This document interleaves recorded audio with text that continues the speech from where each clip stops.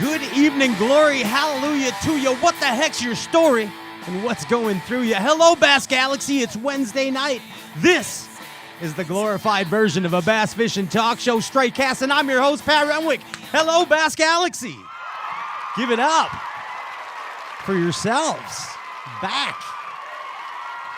We're back in the studio. Been on a bass bender, but we're back. We're back in the studio, and we are happy to bring you your latest Bass Nation champion, Bassmaster Elite Series champ, Will Davis Jr. Yeah, come on. On the show tonight. Let's celebrate. We're excited about that. And also, not just Junior, but Will Davis Sr. coming aboard the crazy train as well tonight. Yes. We're excited about that. Home of the champions. Champs come to celebrate on Straight Cast. And we're happy to be back at it here in the Bassmaster Elite Series in full swing. Also, congratulations, of course, to Brandon Palaniuk. Give it up, Bass Galaxy, to our buddy Brandon, reigning AOY. Tough break, but that's Durbin, you know what I mean? And Brandon he grounded out for the 4 days too, and that's a tough one right there. So congratulations to Brandon. Also, congratulations to our friends Seth and Matthew. Couple of top 10 type guys. You know what I'm saying? They're up in the Diaz, in that top Diaz, the upper Diaz. Last couple derbs. Congratulations, boys, on that. Also, congratulations to our friend Johnny Cox. Yeah, he won a FLW derb. That's right, Tackle Warehouse Pro Tour. Sorry. Congratulations, Johnny. Johnny's coming on next week. We'll tell you more about that in a minute. Also, welcome everyone in the chat board. Welcome JR, Rockin' Shoal Fantasy. He's running that whole deal on the chat. Everybody's lively, Ginge. We were off for a week, and after the Double Champ show, everybody's lively in the Bass Galaxy. Hey, I want to remind everybody out there in the chat board world in the Bass Galaxy, if you like and share tonight's live feed, here it is. Not one, but two like and share prizes. The first one is a $50 line and lure grab bag pouch fun pack, like we always have. The Kevin Van Darn line and lure pack. That's right, $50 worth of line and lure, BTS, and Armor Shield stuff from Rob over at Line and Lure. Now get this. This is the one everybody's waiting for. This is the one they're waiting for. Like and share the live Facebook feed. Yeah, for your chance to win the new Matthew Robertson Signature Series Waterland sunglasses. Wow, what?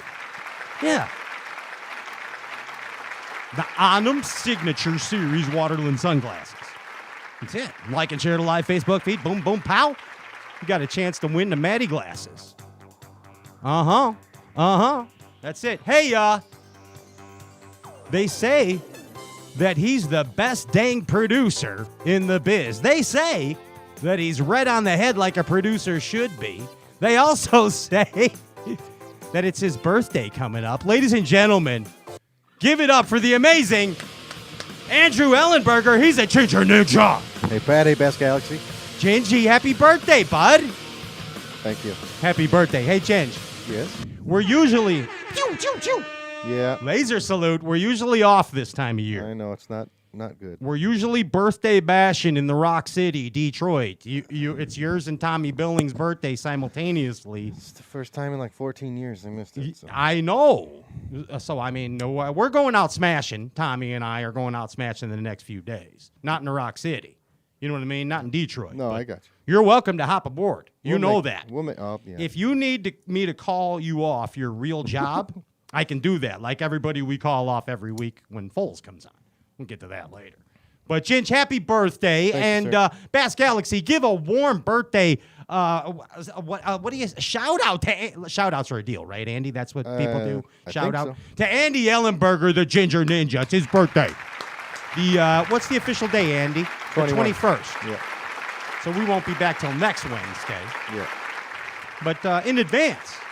And Tommy's birthday's tomorrow. Yep. So happy birthday, Tommy Billings, as well. I like it, Ginge. I like the 80s theme there.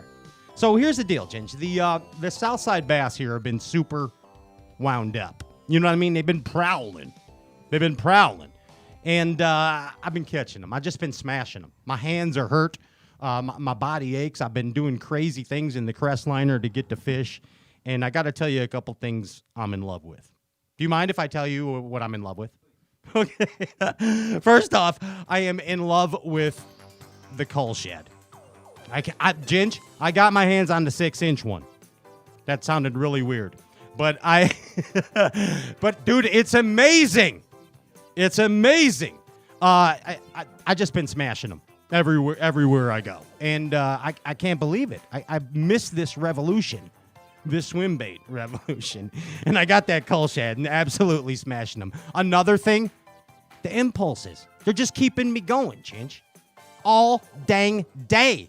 I can't believe it. I've never seen anything like it. And you know what I'm doing. I can't say too much, but you know what I'm doing out there, right? Ginge, you know what else? Rebounds. Alpha rebounds. They're so important. I'm speaking of the loves of my life right now, Ginge. You know what I'm saying?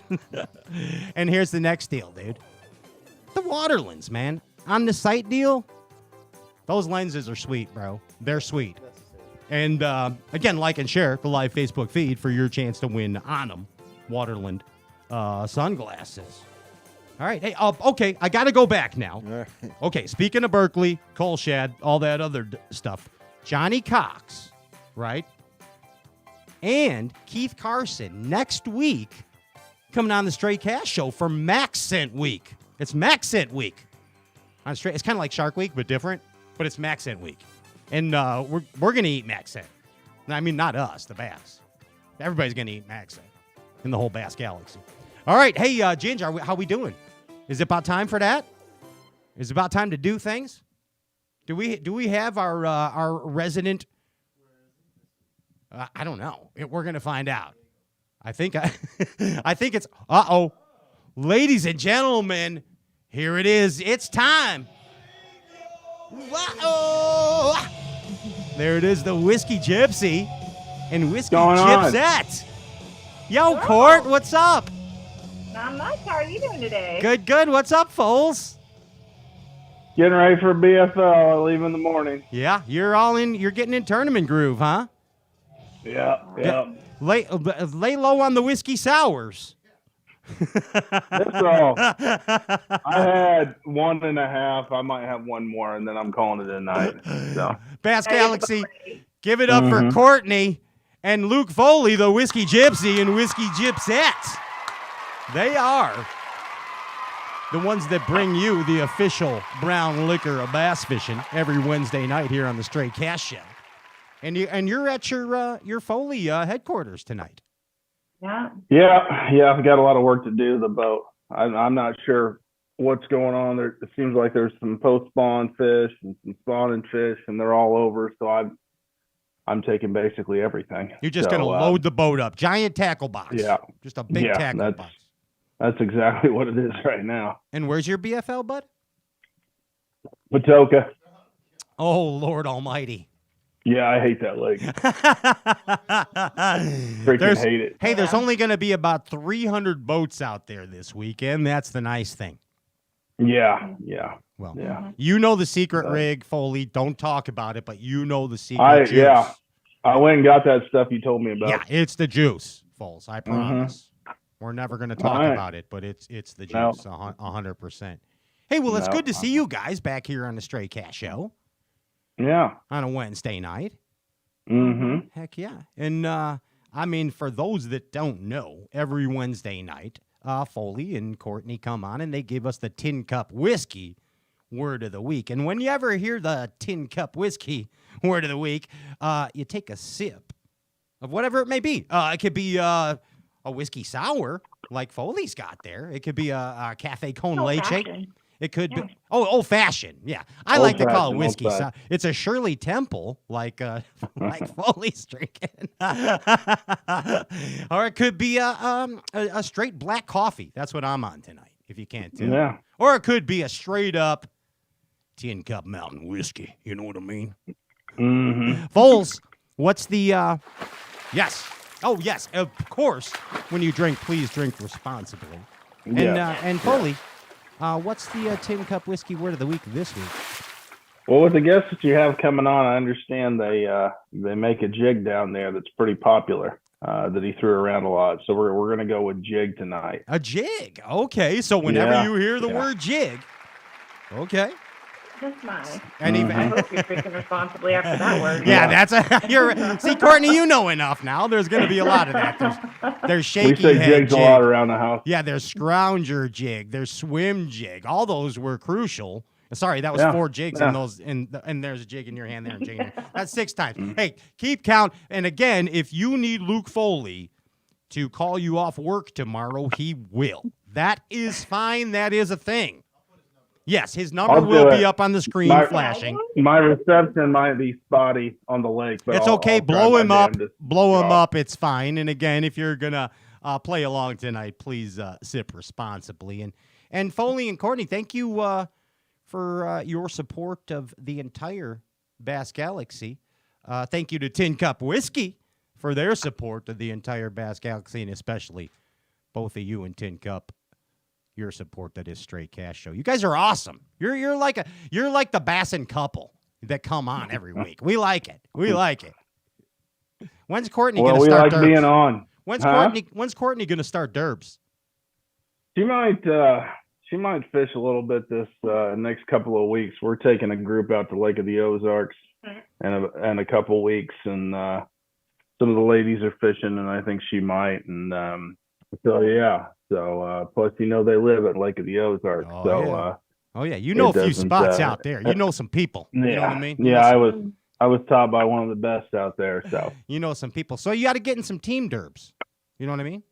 Get in some team tournaments. I'm fine with it. I'm fine with it. As long as she can put a couple solids in the boat for you. That's true. Each team That's Derb, true. you're good. If she's good for 2 fish and you could pop 3 solids, bud. That's there's the the winning deal. formula right there. And Andy, do it like I just got to get her up in the morning. Andy, like when you have Megs do the team tournaments with you, just toss that general right behind the boat. Toss the general. Boom. There you Works go. for John Cox, right? I can do that. That's right. There it is. Hey, Foles, Court, Yeah. thank you very much. Good luck this weekend. Smash them, okay? Thank you. I hope so. I need it. I And- got to catch them this weekend. So. And Foley, you can do the like and share. Don't forget. Like and Okay. share the live Facebook feed that's going on right now. And you could win Maddie's glasses. Those fancy Waterland white ones. Oh yeah. Yeah. Courtney can win them too. You can like and share this and win the Maddie glasses and also a line and lure fun pack. Courtesy of line and Sounds lure good. spread. That's all you got to do. Sounds Like and share good. the live Facebook feed. Hey, Bass Galaxy, don't go nowhere. Put the power poles down when we get back. It's Will Davis Jr., Bassmaster Elite Series champion. See you guys. Bye, See you, bud. guys. Thanks. Bye. Take care.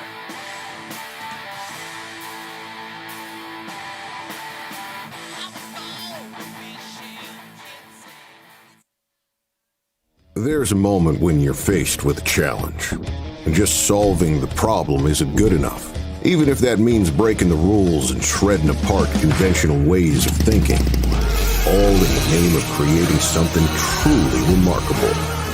With this much control at its command, we didn't stop with just one. We created 2 incredible trolling motors. Introducing the new Power Pole Move brushless trolling motor.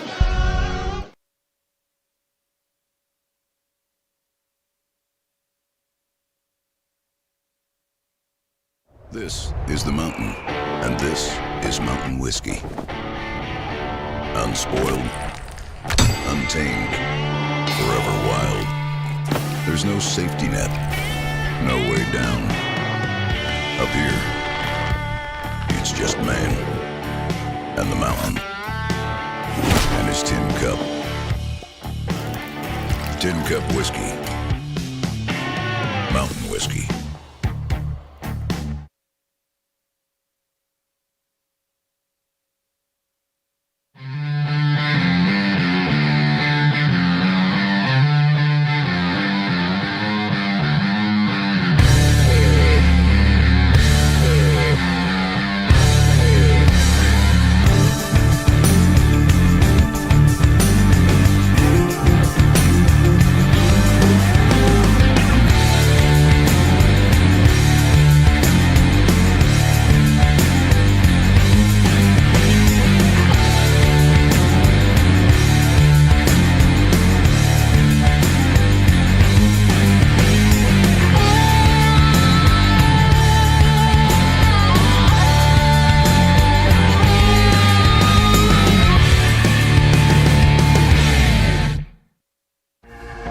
to know the difference between power bait and other soft plastics? Ask the fish. Berkeley scientists have. Thousands of flavors tested on thousands of fish. Natural. Man-made. Every bait that's ever hit the water. No matter the shape, size, or color, power bait is the only one that is scientifically proven. Fish bite and will not let go.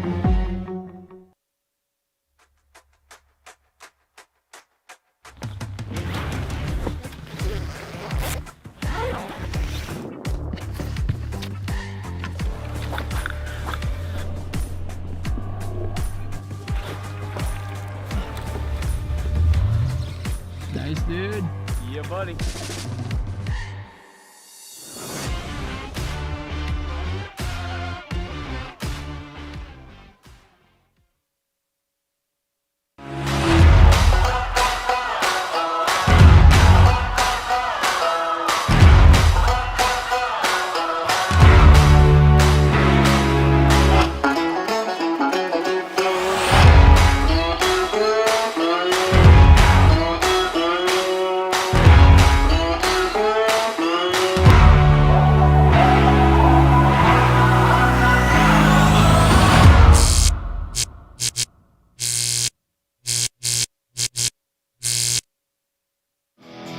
Realize your boat's potential with outboard performance accessories that improve the handling, speed, and economy of your boat.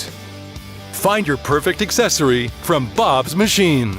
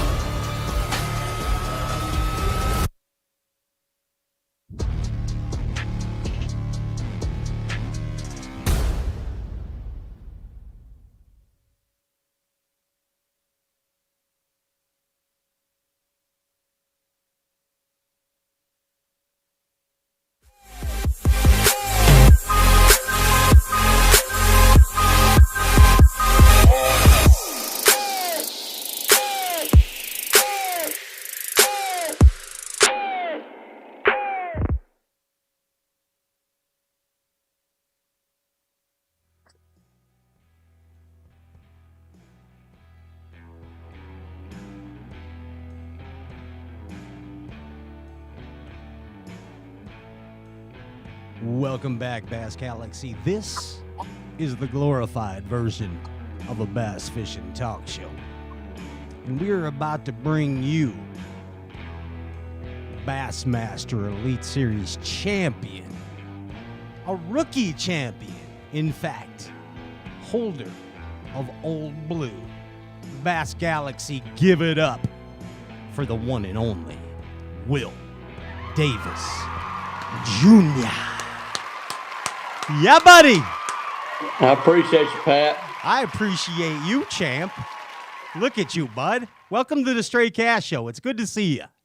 Yes, sir. It's good to be back on, my friend. I've been looking forward to it. Yeah, absolutely. And you know how on those old Zona shows, and when he'd have KVD on and stuff, and they'd say, "I can tell." They'd say, "I can tell." You remember when they do that? You know what I'm saying? I can tell you. I can tell. I can tell. Well, we could tell that you had champion blood. You know what I mean? Like, we could tell, bud.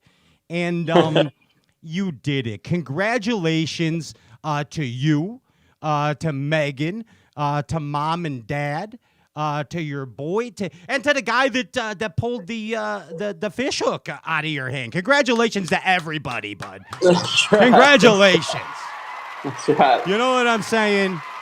Yes, sir. Dude, you're a rookie champion. Think about that. Yes. Rookie. Yes, sir. Rookie champion. Wow. Yikes. Yes, sir. Yikes. Yeah, my heart, I'm very stoked about winning this tournament, but, my heart goes out to Polnick, man, to handle that so well after having some unfortunate circumstances coming his way, He was just meant for me to win, but he was a true team player of the sport. So my hat's off to Brandon. Yeah, and I mean, was it a 2 ounce? Yeah, give it up for Brandon Palaniuk. A true proper bassin man, and just a shining example of Angler of the Year, and what an example he is for the whole sport of bassin. And 2 ounces, right? It was 2 ounces. 3 ounces. Three. If he didn't have that dead fish, he'd beat me by 1 ounce. Yikes. Yes, sir. And that's tournament fishing. I mean, that's Durbin, bud. That stuff happens. And I hate saying this, but because I've heard it before when people say it's your time, it's your time. Or no, that I believe it's when it's your time, it's your time. I do believe that, but I don't believe it's when you're due, you're due. I understand totally. Yeah, I mean, I believe it's when it's your time, it's your time. It's not when you're due, you're due. Like, take for example, Billy Lowen. He might have been due years ago, bud. You know what I mean? Absolutely. I mean, but when it was his time, it was his time. And it was your time. It was your time to win. And that's what's amazing. That's what's the crazy part to grasp. All circumstances aside. Hey, do you know what wake-up thoughts are? Wake-up thoughts? Like the first thought that you think of when you wake up. I'm getting deep with you. That's deep. Yeah.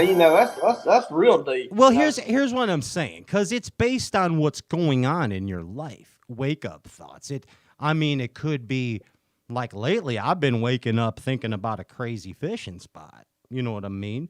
There's been times in my life where I woke up thinking about a lady I knew the night before. You know what I mean? There's been other times back in my tournament days when I woke up thinking about my second place finish. You know what I mean? At the club tournament with 4 boats. You know what I mean? I woke up thinking about it. But I mean, are your wake up thoughts now that you're a Bassmaster Elite Series champion? Like, do you wake up thinking that yet? Do you know that yet? No, sir. No, I'm waking up wondering what I need to do to get the baby ready before I get cussed out.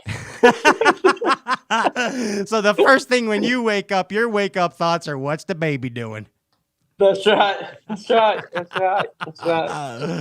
Oh my goodness. Yeah, but I mean, maybe when you get on the road again, then you'll wake up. That's when it probably hit me upside the head. That's when it'll hit me. I mean, it's a crazy fact, and hey, we've seen it before. Last year with Jay, rookies win blue trophies, and I think a lot of times, take away the fact that you know Lay Lake pretty well. We'll get to that too later. But a lot of times rookies don't have preconceived notions of the Elite Series. Does that make sense? Absolutely. They really don't know how good these guys are. They get, they step in the ring with Mike Tyson and they're like, holy smokes, that was a fast lick. You know what I'm saying? Yeah. But I mean, a lot of times there's a lot you don't know, so maybe that doesn't hurt you. You know what I mean? What you don't know don't hurt you. And you might not know more till your sophomore year, if that makes sense. Right. So maybe those rookie years, your freshman year, that's why we see champs coming out. Yes, sir. Yeah, I can see that. 100%. I guess being a rookie, it definitely is tough, trying to get the feel of everything, how everything works, trying to click in there, not necessarily with people, but just how the whole system works as far as like just get comfortable with everything. But at the end of the day, it ain't nothing but you and that fish. And if you don't go out there and perform at the highest level, then you don't need to be out there. Yeah, these guys are going to smoke you. I mean, no doubt. Yeah, there's no doubt about it. You are the fiercest competitors in bass fishing, you Elite Series anglers. The force is to be reckoned with, 100%. But I heard this, and I don't know if it's true, but the Ginger Ninja, our producer here, he told me before the show started that this is your last year as an Elite Series angler, and you're wrapping it up, and you're going to be a NASCAR guy now. And Absolutely. Absolutely. If I get somebody to sponsor me to drive a NASCAR, I am all down. Yeah. All down for it. Yeah. 110%. So I went across around Talladega 500 yesterday, and I was like, son of a gun, Ricky Bobby. So I know. We saw you out there, man, and I knew I saw a little gleam in your eye. You're like, man, I like race car driving. I could tell. Oh, man, I'm telling you, when I seen that track and got out there and got to ride on that track, it was just something that come upon me like, the heck was fishing. That's where it's at right here. Now, if I could put both of them together and get to do both, that would be the ultimate deal right there now, 100%. Hey, do you know Ricky Bobby's dad's name? No, sir, I don't. It's Reese, yes, sir. Andrew Ellenberger, the Ginger Ninja, nailed that. It's Reese Bobby. And Reese Bobby has one of the most amazing sayings, and I actually live by it. You want to know it? You probably already know it. It's if you want to be a winner, don't hang out with losers. That's right. That's right. You know what I mean? That's right. It's the company you keep, bud. It's the company. That's right. That's right. There's a lot of truth to that. Because you only get better the people that you fish around. For sure. And all you're doing right now is hanging out with winners. So it's only making you better. Like every single Elite Series angler, if you think about it, is a winner. Oh, 100%. Even if you finished dead last, you're a winner. Yeah. I mean, those are the fierce ones. So you're hanging out with the correct. I talked to one of my good buddies, Kyle Monty, and he actually fished. Yeah, I love Captain Kyle. Oh, he's a mess. He's a freaking trip. Nice description, yes. I said, Kyle, what's the percentage of all these people out here? What's the percentage that actually can fish on this Elite Series? He said 100. He said every one of them. Yeah. Well, I learned that after my first tournament. Every one of them suckers catch them. Every one of them. They do. And they're all out to smash you.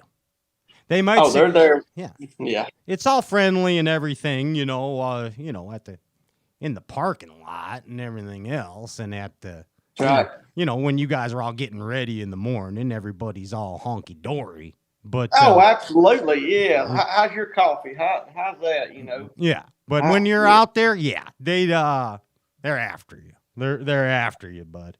You could cut the tension with a knife. Hey, we got to get to know you because one of my jobs as a bass fishing talk show host is to do research and development on my guests. And, there's not a lot out there on you. So we're going to learn the hard way. All right. Yeah. Before we get into your victory, we're going to learn about you. Will Davis Jr., the person, the angler, the whole deal. All right, and we got a couple little games we play here on Straight Cast, and the first one is called First Times. Okay. All right. Are you ready? I'm ready. You got a little dating game. I like it, Chinch. All right, this is First Times. Let's get to know. Let's get to know Will Davis Jr. a little bit. Hey, you remember the first time you fished Lay Lake? I do. Tell me about it. First time. I was standing on the end of a dock at Cedar Creek with my daddy throwing a red bug shaky worm, trying to catch some spotted bass, and that rod was so big like a surf rod. So to me being so young, So the first bait was a red bud shaky worm. That's correct. A red bug shaky. What is a red? What is that? Like just It like a is red like bug it's color? like You a mean June- the June? Yep, red bug. Yep. Okay, kind of Just like a the June bug. plum June bug mix. That's right. Gotcha. That's right. Okay, on the shaky head. That was your first one. That was the first one. Tell them who made it. Yep, and my dad made it. So yes, sir. Even more That's right. special. Even more Ain't special. no doubt. Ain't no doubt. What was Ain't the no first derby you ever fished on First- lay? I was probably 7 years old. Me and my dad fished a little Tuesday nighter out of Cedar Creek, and I'll never forget it, man. It came up one heck of a lightning storm, and I was so small, I got up under the console by the hot foot while we was running down the river. That's a fact. Wow. I mean, you were crunched, bud. Oh, I'm scared to death. I thought, yeah, I'm going to die. 7 years old. It's over. Lay Lake, 7 years old, first derb. What did you guys place? You remember? Man, I can't remember. I was just glad to be alive. So we won. Yeah, we won. You won. We You survived. definitely won, but were you on that red bug? Were you shaking that red bug, buddy? I think I was swimming a jig then. when I Oh, was by 7, man. 7 years old, of Oh, course. You're, absolutely, you man. know. I was shaking that thing with both hands. Yeah, of course. You're all fluffing it in the bank grass, smashing them. I got you. I see your style. Yes, sir. Oh, my Heck goodness. Hey, what was the first rod and reel combo you fell in love with? First combo. Zepco 30. A Zepco 33, 100%. Really? Absolutely, man. I could push that button and throw that thing to the moon. And you were Up out, in trees, you were out with your dad just slinging that 33 around. just slinging him and hitting him in the head and everything. And before we get off the show, I have to tell you about the story about me hitting him with something. And we'll get there, but I want you to bring Okay, that up. I will bring it up because your pop's coming You're on gonna later. die. Yeah, I want to hear You're gonna about it. die. Yeah. You're going to die. I definitely want to hear about it, man. Hey, what's the first thought you had when you qualified for the Elite Series? The first thought you had when you qualified for the Elite Series? Holy, you know what? I can't believe I've done it, and it's about to be a whirlwind. Wow, you did it. You Yes, sir. qualified. You thought Yes, about it since you were a little boy, slinging the red bug. You know what I mean? You thought about it, and you qualified through the Bass Nation to be a Bassmaster Elite Series angler, and that's when we had you on the show last time. I mean, that's Yes, sir. that's a special deal to qualify sir. through the Bass Nation. A lot of your forefathers have come in that way, and it's a pretty special deal. You know what I mean? So, Absolutely. yeah. I got a naked diaper baby just walked in. Put that diaper on quick. Don't let accidents happen. That's right. Gotta keep them covered because you never know when nature's Never know. gonna strike. Yeah. Never know. That's awesome. Hello to the wife and the baby there. It's good to see you. Hey, Bud, back to it. The first time that you qualified for the Elite Series and you fish your first tournament, you got to be freaking out, right? You're freaking out a little bit. Your first derb. Oh, 100%. 100%. I'd be lying if I said I wasn't. You know, I was nervous. I was like, here we go. Let's get up this plate and see if we can hit a fastball. It's like, yeah, I could only imagine, you know. I said that. Yes, sir. Yeah, they're all throwing fastballs at you. Oh God, yeah. Oh God, yeah. Ain't no doubt. It's something spooky if you can wig yourself out if you really sit down and think about it too much. All right, here it is. You fish your first Elite Series event. You're scared. Everybody's after you, you feel like. And then it's what? The fifth? What was this? Lay Lake, the fifth event? Yeah, stop 5. Yes, sir. And you number 5. And you win one. You win one. Just because 5 tournaments ago you were scared to death. And then yes. Now you won. It's very special. Very special. Now you won. The first thought when you won that event? The first thought that crossed your mind? My first thought was the feeling of accomplishment that I've done it. You did it. You know, you get that overwhelming feeling that just you only get a couple times in your life. And you know, when I had my baby, when I got married, when I had my baby, and when I won the national championship, and when I won that one, so that's 4 times in my life that I've had that feeling. And I can't. If I could bottle that up, man, I could retire. Man, life moments, man. Life moments. When did that moment with the feeling of accomplishment come? Was it when you hoisted the trophy? Is when you heard Dave say that? What is that when Absolutely. it happened? Absolutely. Because I had Polnick by the shirt, you know, like over his shoulder. You know, it's an intense moment. Yeah. You know, and it's pouring rain and thundering and your hometown crowd and yikes. Oh man, I was like, well, this is either gonna go one or two ways, and it's very blessed it went my way because it could have easily went the other way. Were you very tense?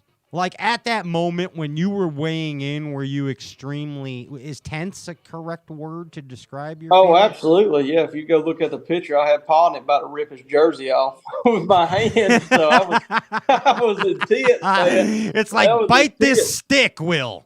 Bite this stick. You won't feel the pain. That's right. Oh, that's right. Gosh. Yeah, man. Yeah. And your first time happened pretty quick. Very quick. Yes, sir. Well, I don't take it for granted because you never know when the next one's going to be. Yeah. Well, you got another tournament next week. Might as well just keep going. You know what I mean? Yeah, I hear you talking. I mean, while you're at it, Will. While you're at it. Yeah, I hear you. Well, that's always the goal, but I hear you. Hey, all right. We learned a little bit about you there. That's first times. We learned about the first times for Will. Hey, here's another one. We're going to learn some more about you now. This one's called What Floats Your Boat. Are you ready? All right. This one's called What Floats Your Boat. And this is just about some of your favorite things. Favorite things in life. All right? What floats your boat? What's your favorite technique as a bass fisherman? Your favorite technique, Will? My favorite is current fishing with a shaky fish. 100%. Current I love fishing. I love the challenge of not only getting the bite, but making the accurate cast to hit that specific spot where you know, like, for that split second, you about to get bit. Gotcha. That's what I live for. When I always hear you say the fish were setting up right, is that what you mean by that? That's right. Okay. Yes, sir. Gotcha. Yeah, I hear you say that often. The fish are setting up right. Yeah, Yes, sir. I like that. Current fishermen know that deal. When they're ready, Yes. when the fish are ready to eat. In current, You can just feel it. You can just feel it in the atmosphere. You know, you know it's right. vibe. Yeah. I know it. I like it. I'm a river rat myself, but I do a little river rambling myself, man. Hey, what is your favorite movie of all time? Lone Survivor, 100%. Lone Survivor. Gotcha. What is that movie? I don't know it. I don't know it. That's where the guys in Operation Red Wing was over there in Afghanistan and was fighting the Taliban. I do know it. Marcus Luttrell. Yes. Was the only survivor. Yes, sir. I do know that movie. Amazing. Yes, sir. Nice. Hats off to the guys. You know, we would not be able to do fishing or podcast without our soldiers. 100% we wouldn't. Heck yeah. I mean, we never need to take that for granted. That's for sure. Absolutely. Well said, bud. Well said. Hey, what's your favorite actor? Your favorite actor ever? Or actress? Denzel Washington. Denzel Washington. Denzel, the man on fire. Absolutely. He is. Yeah. He's jammed up. I was talking to Johnny Cox on the phone a couple days ago, and I said, Johnny, you're like Denzel Washington. You are the man on fire right now, John Cox. Ain't no doubt. That's what I told him. Perfect way to put that. He's fishing 3 circuits, bud. 3. I mean, how do you even breathe? Yeah, 3 circuits, steak and shake every night, 2 Slurpees, 6 Coca-Colas. How does he do it? I don't know. And wacky rigging all day. A wacky rig, yeah. How? He's a man on a mission. Yeah, and he's man on fire. He is man. moving some butt too, buddy. Hey, what song floats your boat? What song does it for you, bud? Lord help. Probably I like a lot of rock, man. I'm old school soul. Hit me. Probably Welcome to the Jungle by Guns N' Roses. Welcome to the jungle. I don't care where you are, when it is, no matter what. Whenever Welcome to the Jungle plays, it motivates you. It raises the hair up on your arm. It does. It brings out the predator beast in us, and we need to catch bass. We just catch bass. No doubt. You know where you are? You're in the jungle, baby. You know what I mean? Right. Welcome. That's what I'm saying. I mean, anytime I see it in a fishing video, I'm like, this video kicks ass. This video is the best video ever. You know what I mean? No doubt. All you got to do is put Welcome to the Jungle, and it's the best video. Like, remember Lee's video running in the Sabine River? When he's running through the jungle, yeah. Oh, yeah. Lee lives. Oh, it was perfect. Yeah. Perfect. It was amazing. Welcome to the Jungle. Perfect. Good choice, dude. Good choice. I like your style there. Who's your favorite angler of all time? Besides your father. I know your father is a huge inspiration. Now, KVD. KVD. Kevin. 100%. Kevin Van Dam. Gotcha. Ain't no doubt. I think Kevin's going to be fishing against you guys again. I don't know. I don't know. I could be wrong. I think he is. I don't know. I think it'll happen. There's a lot of rumors of him doing this and doing that. Well, yeah. I mean, nobody knows, you know. I heard he was doing NASCAR too. That's what I heard. Oh, really? Yeah, maybe we'll get to race against you each guys other. are going to be racers and stuff. Yeah, I don't know. Right. But I think Shake and bake. Yeah, he's too competitive. You know, he don't hang out with no losers. You know what I mean? That's right. Yeah, he's inspired me. You know, just like Brandon Polnick, Jason Christie, Greg Hackney, Bill Lowe, and Marvin Mendez, all them guys. You know, they're the reason I'm doing what I'm doing. Yeah. You know, the inspirations, the grand inspirers. You know what I mean?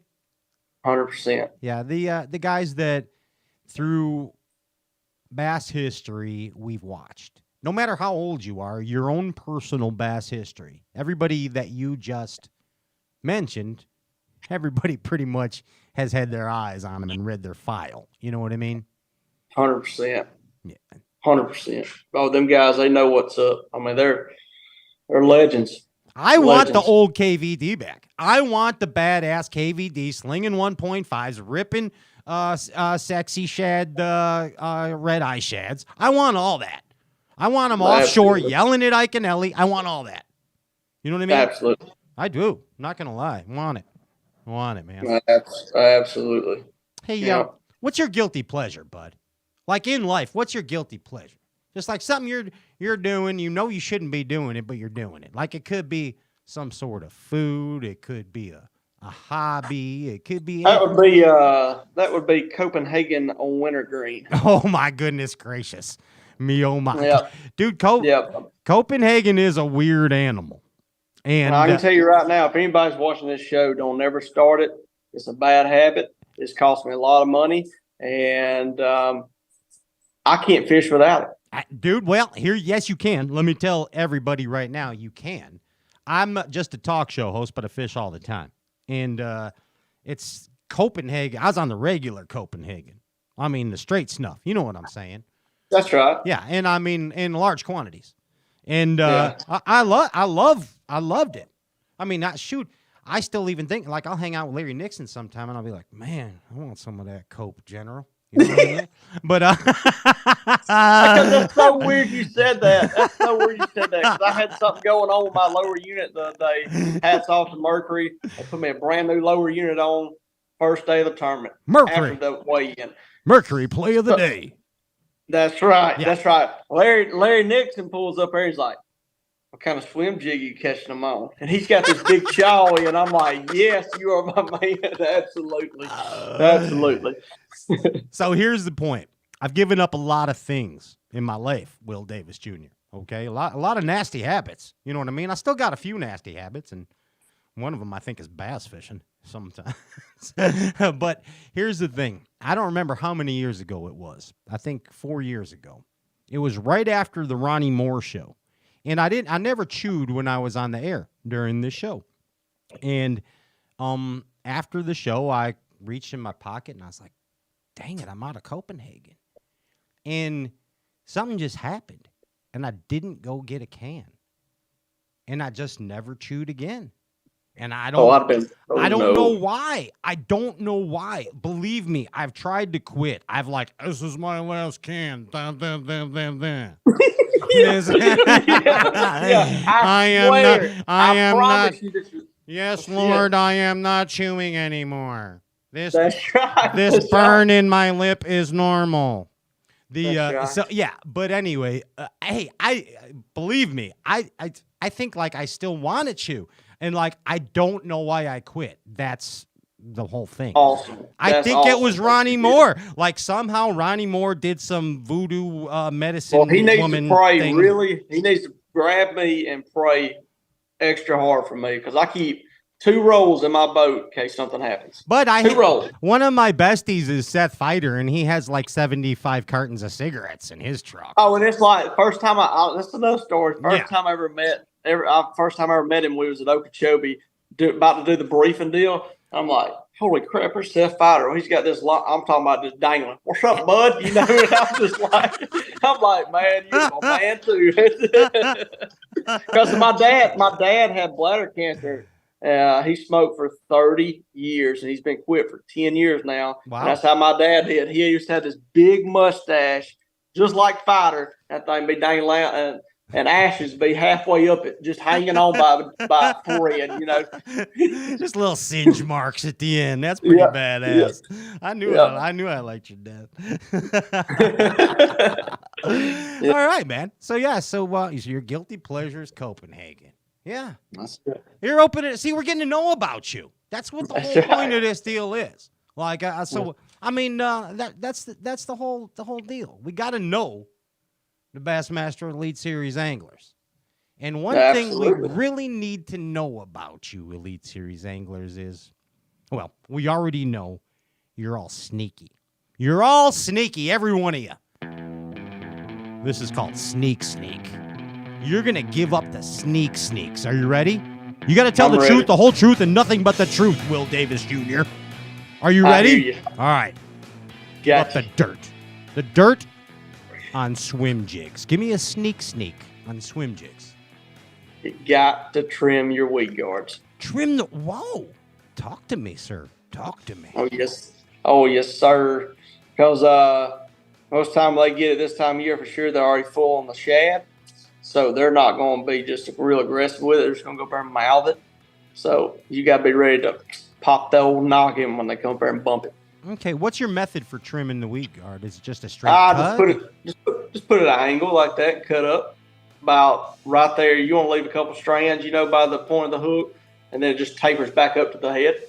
Okay, gotcha. All right, trim the weed. You don't want to cut too much off where you hang in the grass and all that fancy stuff. You just want enough where you pop it through there. When he grabs it, you jack him. Gotcha, but definitely trimming them. Oh, you got to. You need got that to like a little extra. Give me a finesse sneak. Truth and nothing but the truth. My best is probably dynamite. I like putting a dynamite on drop shots when they don't bite. That's a sneak for them. You just blow them up. Boom, pop them.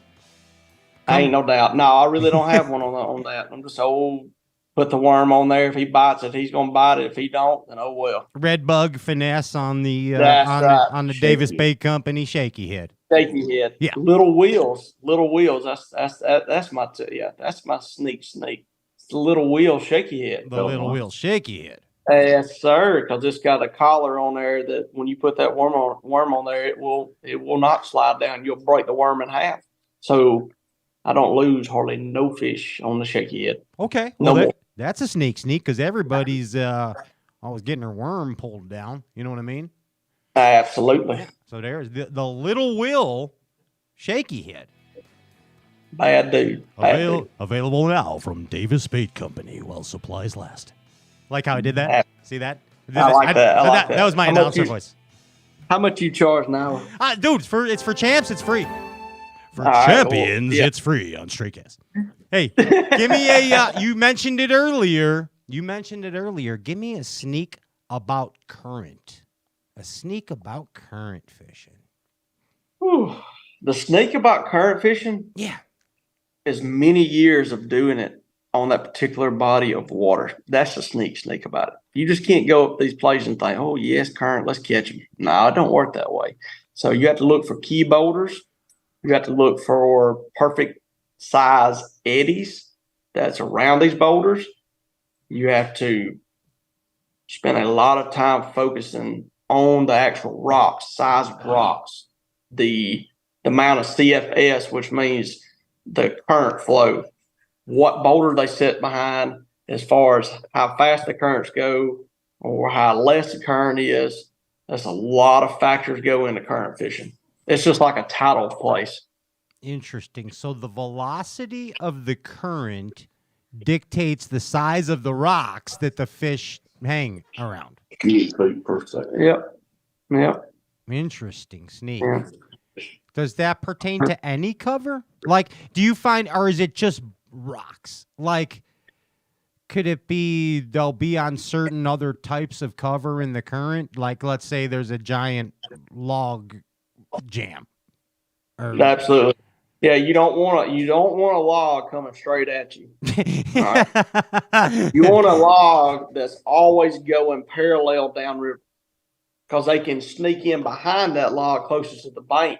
And they're covered by the current, so they just come out and bam, and it's open. Right, exactly. And I was laughing at first. You never want a log coming at you, straight at you in the current, especially when you're on pad. When you're on pad. But I mean, so you're saying the direction of the log, you don't want that going with with the current. You want it opposite of the current, so it's breaking it. That's right. Otherwise, big eddy for it. Okay. The how about standing timber? Standing timber in current. In current? Yeah. I can't tell you. I don't fish standing timber in current. You don't have anything like that? I mean, over there on the Coosa River, like in those little cuts, like little bushes and stuff. Like you guys got bushes and little trees, not necessarily like giant, like Lake Fork or, right.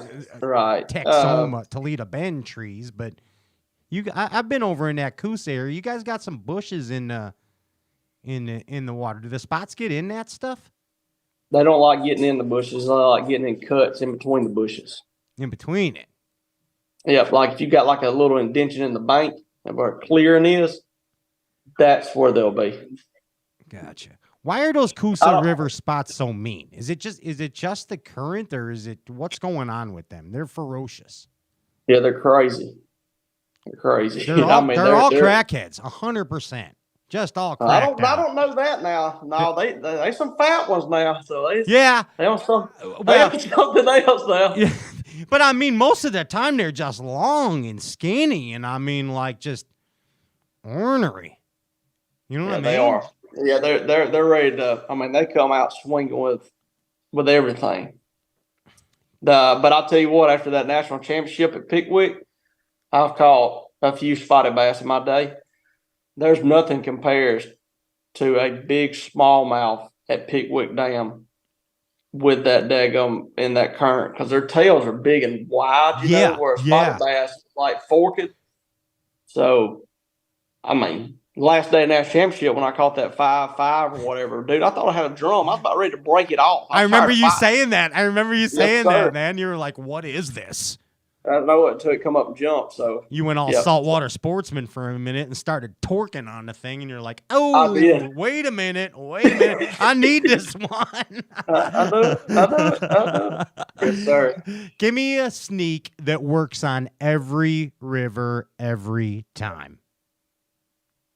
What time of year? You tell me.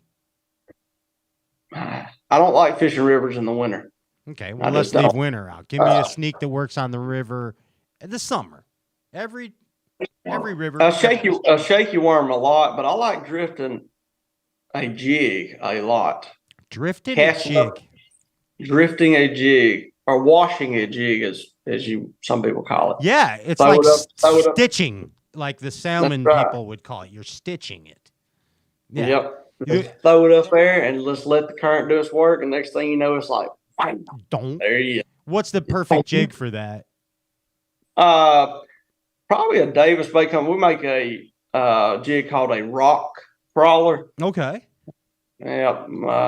Wood jig works too. And a wood jig works too, but the rock crawler is the best one for that situation. What's the way that? the head's designed. What is It's the like head? a football.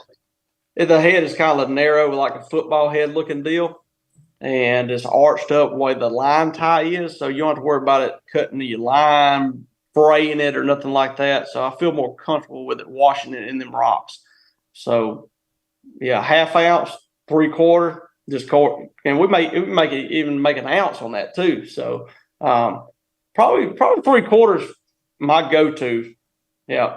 For big spotted bass, springtime of the year. For stitching 100%. the jig. What did you call it? We call it stitching it. What do you call it? Washing a jig. Washing the jig. Or drifting a jig, washing a jig, whatever you want to call it. There's in this area, around the Chicagoland area, there's a lot of people that stream fish for salmon, and they stitch the spawn sacks for the salmon down the stream. It's called stitching. So that's stitching. Yeah, that's it. And in California, they used to do stitching too, but that was a different version of stitching for monster bass with like 16-inch worms, and then you just barely pull it along with a split shot at night. I read an article in Bassmaster when I was 6. I'm sorry, I don't know if it even is a thing. Oh my god! I really did read the article when I was 6. Hey, maybe we need to start trying that around here. Yeah, I mean it's monster. Hey, dude, at Lay Lake at night. I mean, out of the current, you get that. I catch old big Larry. That's what I call a largemouth. Call them Larrys. We call them old Buckethead. Old Buckethead. We call them old buckets. Old Jimmy Buckets. Hey, give me a sneak with electronics, Will Davis. 360, 100%. 360. Humminbird. That's your Humminbird deal. 360. You're on that deal. The 360. 100%. Yeah. Played a role for you on the on your victory there, Lay Lake. Oh, 100%. Yep. Because I lost my SD card that had all my waypoints in it, and I got new units. Okay. So I didn't practice on none of these places, but 2 of them during this tournament. So with that being said, I had to use my 360 to find my rock I was throwing at. Okay, gotcha. Well, thank God for that then. Ain't no doubt. Hey, what's Hummingbird's live a periscope called? What's their periscope, their live image thing? You talking about the forward-facing sonar? Yeah, we call it periscopes here. It's the periscope. Periscope. Yeah, I got you. Yeah, I got you. What's that called? At the Hummingbird's version? The forward-facing the Mega Live. Mega Live. Gotcha. The Mega Live. Do you use that often as well? Are you on that deal? Yes, sir. Yes, sir. Yeah, it seems pretty important these days.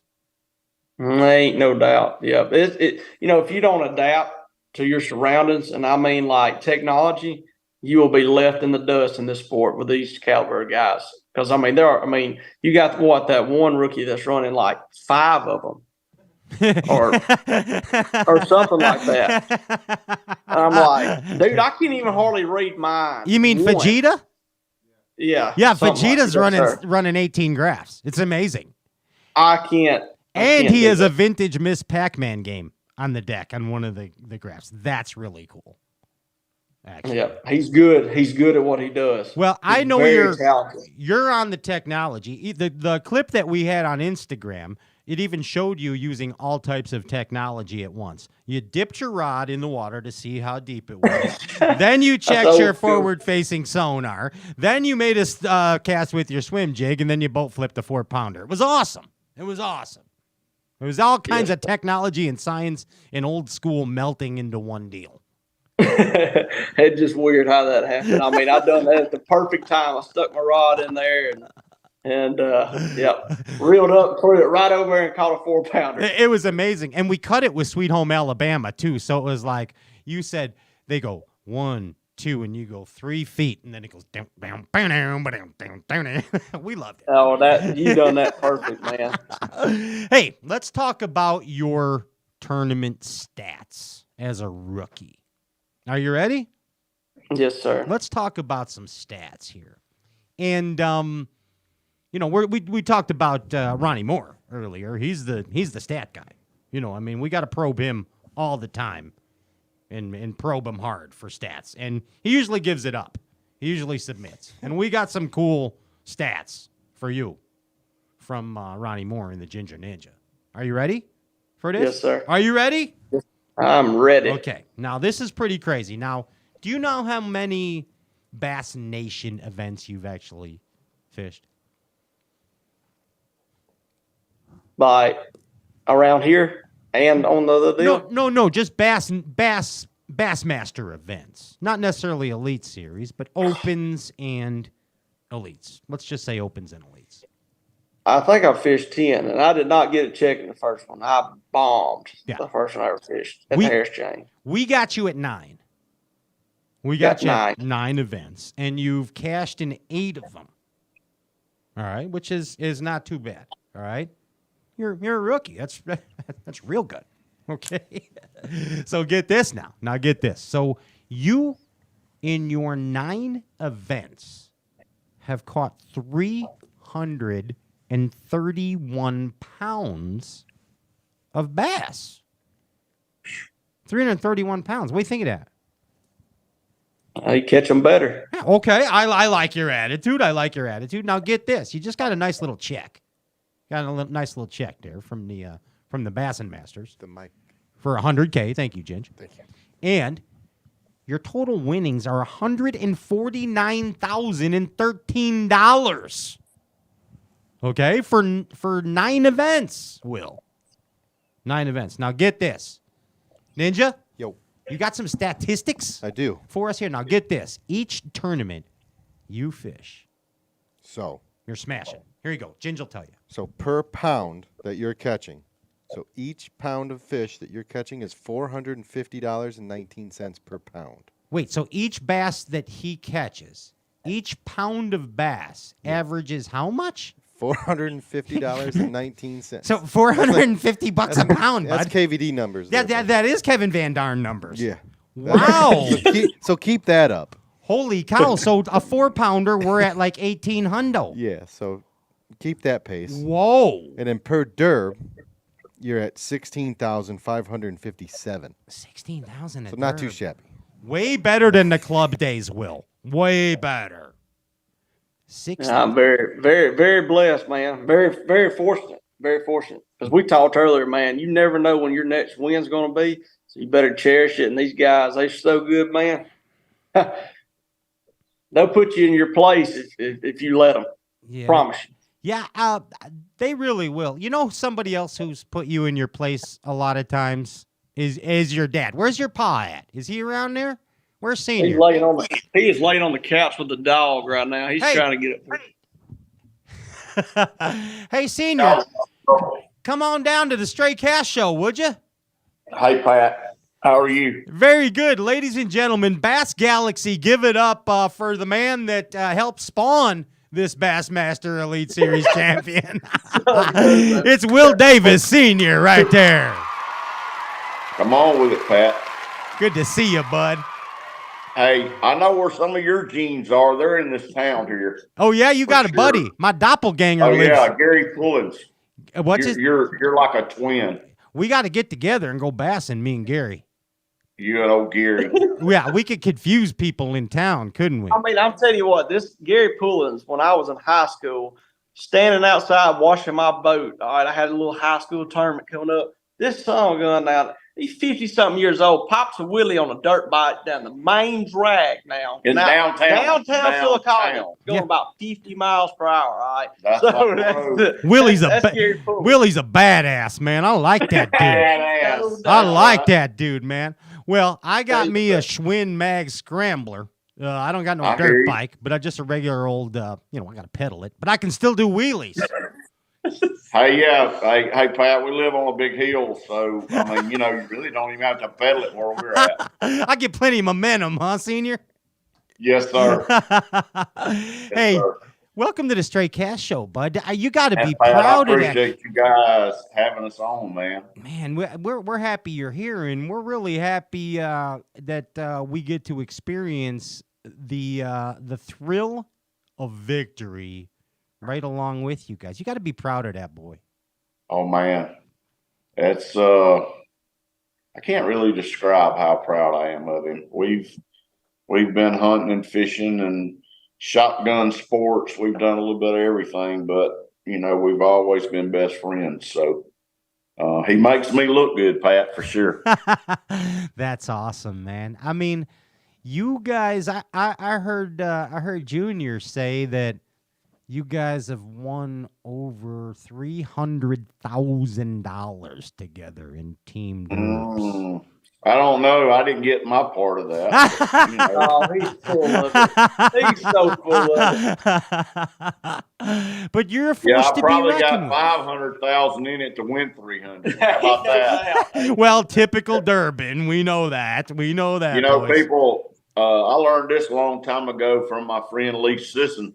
We've been in the outdoor business together for a long, long time. I've been in it 46. He's been in it over 50. Yeah, bud. He told me that he said, if you want a $1 million bait business, he said, you spend 5 and wait a couple of years and you got one. So, you know, that's kind of the way that deal works. Dude, Lee Sisson's one of my heroes. Hey, he's my hero too. So this ain't about me, but when I was a little boy, I used to work for a gentleman named Jim Bagley. And I knew Jim Bagley well.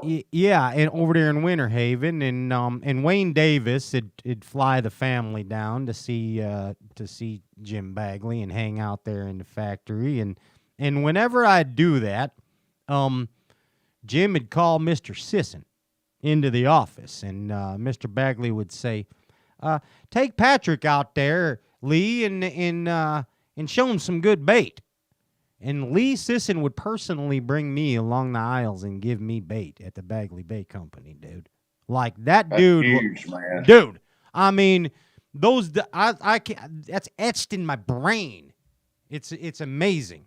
It's amazing. Lee Sisson, what a great guy. I'm happy to know that that all these properness comes together. You see how that happens? Yes, sir. Yes, sir. But he's been a friend of mine for, just like I said, almost 50 years. Yeah. And for those that don't know, Lee Sisson, creator of the Bagley DB3. That's correct. Yeah, one of the most catchingest baits of all time. Wow, if I had some of the originals now, I would be something. I have some DB3s, bud. I got plenty of balsa B3s. Yes, sir. Yeah, I ain't scared to throw those. I fish them. Oh, yeah, we like it. We like it, for sure. Junior, you ever thrown a balsa B3 or a DB3? I'm sure I have back in the day, but I can't recall. I know some other vintage baits you're throwing. We'll talk about that in a minute. Hey, but you heard the stats that we ran there on your son, and That's unbelievable. yeah, I mean, think about that. He catches a 4-pound bass. I mean, it's worth $1,800. But he loses a 4-pound bass, and he loses $1,800.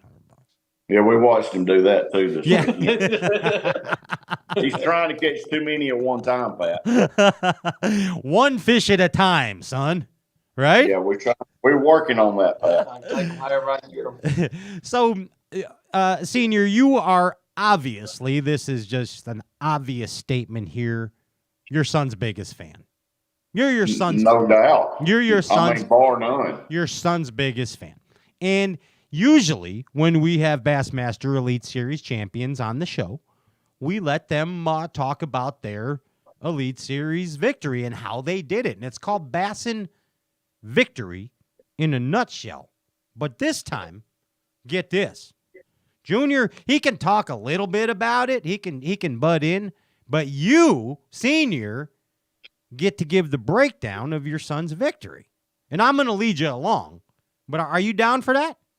Hey, I'm down for anything you want to do, Pat. I like it. As long as we get it done before 9 o'clock. Yeah, that's my bedtime. It's going to be, yeah. My mom's got cheesy poofs and meatloaf ready downstairs, too. Hey, I'm in. Yeah, so I got it. Hey, does your mom put, like, ketchup on top of her meatloaf? Duh.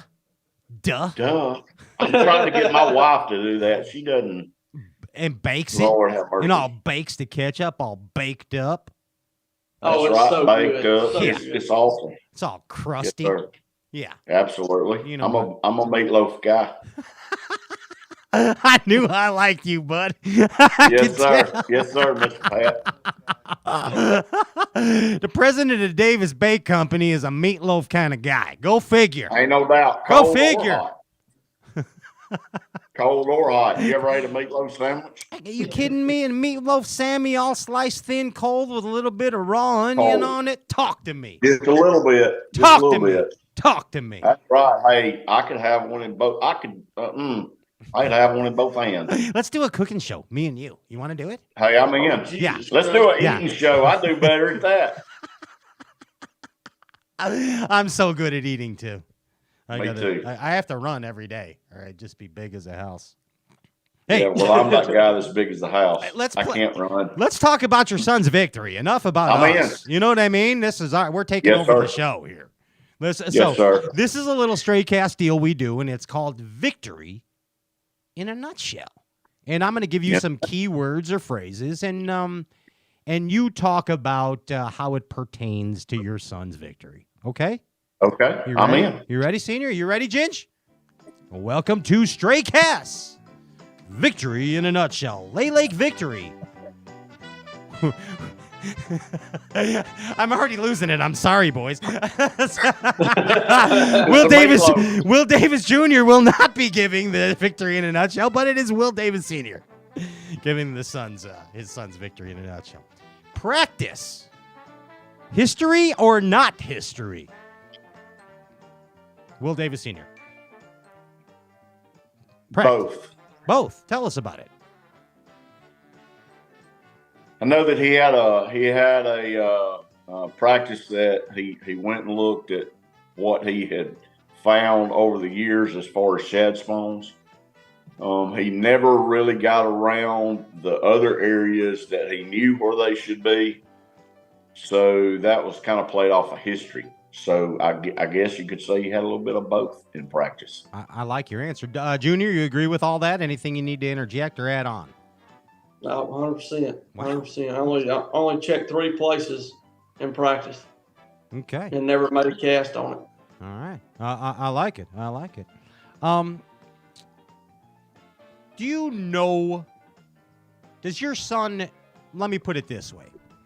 I've had a few dinner conversations with my friend Matt Robertson. You know Matty? You guys know Matty? Yes, sir. Absolutely. Yeah.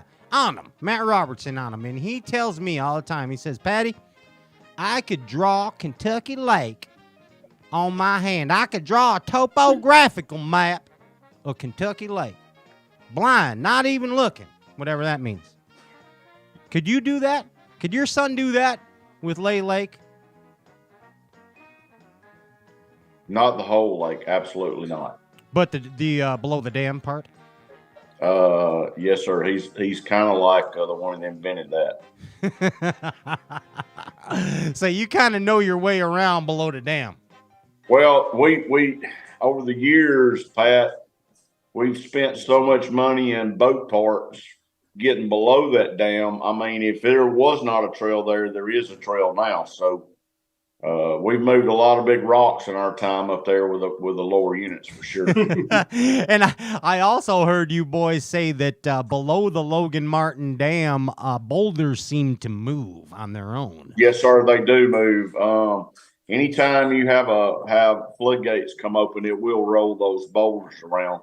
And so that's why we tear up a lot of our stuff, because they move. You'd be like, even though they could move 4 feet right or 4 feet left. And, we got a track that we run off of, but sometimes that track doesn't work. I think in the last few years, I think we've replaced almost $90,000 in lower units. How many? 90? 90,000. I know we put 7 or 8 on there. Yikes. It got so bad, insurance won't pay for it. Wait a minute. Okay, so this is all going on below the Logan Martin Dam, and then right away when the Bassmaster Elite Series schedule is released, I hear your son going, "Oh no, now everybody's gonna know about Lay Lake. It's gonna all get exposed because everything else, da. But nobody gonna go up there and waste $9,000 on lower units." Oh, yeah, they will. They tried it. I think they replaced a bunch of them in the Bassmasters this past week. They don't know about them rolling boulders, do they? Well, they don't believe what we tell them. They think we're trying to steer them away from there, but they think you're sandbagging. sandbagging. I mean, we're very we're no sandbagging to that. I got them in my shop. I'll take you to show them anytime you want to see them. Yeah, they're like, yeah, whatever. The Davis boys are saying that the boulders are moving 6 feet. Whatever. Toosh. Gone. That's a little bit louder than that, Pat. Yeah. I was saving the ears for the people on the podcast tomorrow. Okay. Yes, sir. Hey, Senior, yes, sir. Let's get back to the derb. So here's the deal. Your son had a couple different spots. Let's call it Spook Spot. Okay. Turbine. Yes, sir. Dam. Yes, sir. Creeks. Yes, sir. Brush tops. Yes, sir. And rock piles. Yes, sir. Is that accurate? That's right on the money. Tell me how he combined those spots for victory. I'm really not sure. He did all that on his own. That's a lot of spots, bud. Well, we don't. Most of the time, a 2-day derb here is all we get to fish. So usually we go to the tail race and we make that work for 2 days. But when you're talking about 4 days, that's a different deal. And he figured all that out. I think he had 8 or 9 different spots, and he rotated all that and had a few bedding fish. And I didn't even think that would be in play. He never told me anything about it. And I was really surprised when I saw him catch those bedfish because I wanted him to do all this on his own, so we never even talked about anything. I gotcha. Of course. Of course. And I mean, that's a lot of rotation, isn't it, Junior? A lot of rotation of spots to make things happen. It's called a grinder, right? That's a grinding derb. No, ain't no doubt. Ain't no doubt. Yep. It was tough, man. It was tough, Yeah, I hardly got bit in the same area. I had 2 places where I got bit back-to-back days, but the rest of them I had to figure them out every day. They were moving. And one reason that – go ahead, Pat. No, I want to hear you. We got it figured out pretty much on the water flow up there. And this time of the year, they seem to bite better when they got twice the amount of CFMs that they have up there. So, and that didn't, he got to fish it like 15 minutes one day and maybe an hour one day. Mm-hmm. And then the last, the other day was about an hour when they turned it up. And so the last day they never turned it up. So that's when he left. I would have been that stubborn guy. I was that guy that didn't want to burn that extra gas for 2 fish. But, he'd have been there with the red bug shaky head. Red bug shaky head. That would be it, Pat. Throwing around them moving boulders. Yes, sir. Hey, here it is again. Day 1 and 2, your boy did his thing. He did his thing. Top tanners. Day 1 and 2. Day 3, that was a tough day. Oh, what'd you get? Like 5 or 6 bites, bud? 7 bites. 7 bites. What he told me. 7 bites in an Elite Series derb on the 3rd day. Your wheels are turning. They're turning, bud. They're good ones though, so I know it's around the right deal. So. They were good ones. You got the right ones, the ones that count. That's for sure. That's when my wheel got to turning, and I really thought he had made a bunch of great decisions, but I thought he could have made some better decisions as far as places. But, it's obvious it all worked out, so I was wrong. Now, day 4. That is the day where all decisions matter in a Bassmaster Elite Series tournament. Now, of course, the 3 days are the setup days. You get to that top 10, Every decision you make, if you are in contention, is what will shape your future. Now, you had a couple things to work with. You had Creek, and you had White Eyes, White Eye, and you had a fish. If you don't mind, if I name this fish, let's call him the Impaler. Okay, let's call the Impaler. Is that a fair name, Senior? Fair name. Yeah, fair name. There's the Impaler, and then there's a guy with side cutters. So, can you describe all those elements, Senior, of that fourth and final day of the event? Well, I saw him catch the fish on live. I saw him get the hook in his hand. I saw him turn around to Jake, the cameraman, and ask Jake, hey, can you think you could help me with this? Because he's got a Gamakatsu short shank, wide gap treble that's buried up in his finger and he can't get it out. And then it cuts off. So I didn't know if they got it out. I had no idea, but all of a sudden we see that he's went 1 ounce ahead. So we know he catches another fish. And then he was telling me that he got some ice and put it on his finger. And I'm pretty good at jerking the line and getting the hooks out, but I wasn't there. So and Jake said, oh, we can look it up on YouTube. Will said, no. Nah, we're not going to do that. Yeah. I love Jake. Yeah, Jake's the man. Jake's our new best friend for sure. But, Will said he cranked that boat up and idled, 8 or 10 minutes to the end of the creek. And there was a guy had just pulled in there that had been following him that had a set of dikes to cut that hook off because the dikes that Will had wouldn't cut it. And I didn't know all this, but I think his name was it was either Whitey or Whiting. And that's kind of amazing that it's just God sent that man in there. I mean, it's just like an angel that got that hook out of his hand. Because if he hadn't got that hook out of his hand, Pat, as you know, I mean, it was close enough as it was, but he would have never been able to catch that last fish. Yeah, so, yeah, because I mean, the whole deal. I mean, all I can tell you is a God thing all the way around. We really don't have time on this show, but maybe the next time we can tell you a little bit more about each individual thing that happens. So, that's why Will and I both give God all the glory for this win. Yeah, and we talked about it at the beginning of the episode too, that when it's time, it's time. And I reference this often on the Stray Cast show, and the late great Jerry McInnes once told me, Pat, everything happens for a reason. It's wonderful old gentleman philosophy, isn't it? Yes, sir. It's wise man's words. And everything happens for a reason, as evident in this tournament. I mean, there's a fish you saw the day before.